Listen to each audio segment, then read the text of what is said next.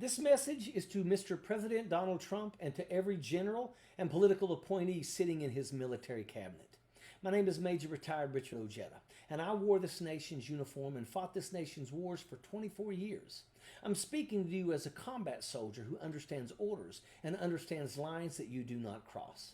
Last week, one of your senior military commanders was asked in a congressional hearing about using military force inside the United States against American citizens. And he said if an order came down to do so, he would carry out that order.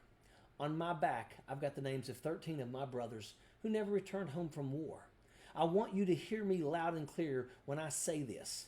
They did not die for this.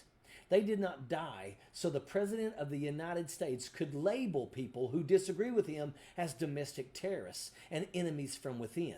The real enemy is any person in leadership that tries to turn the weapons of war on the American citizens and calls it patriotism. So when you say the enemy is within, Mr. President, you're right. The enemy of our Constitution is sitting inside the Oval Office. I've seen war. I've picked up a rifle and manned a post. I know exactly what the enemy looks like when this nation is under attack.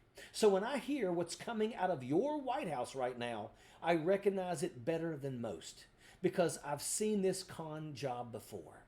I saw it when it was time to lace up our boots and when politicians like you needed a story strong enough to send young men and women into hell and call it service.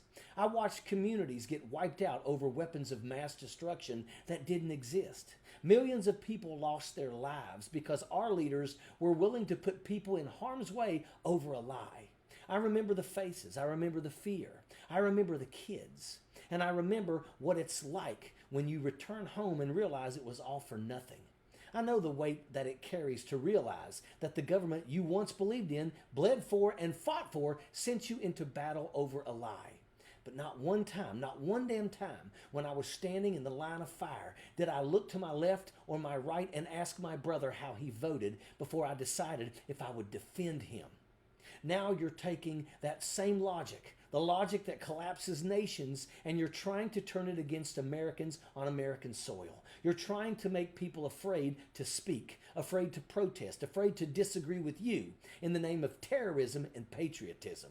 And I'm not going to sit by and watch you bring home the very thing we were sent overseas to fight.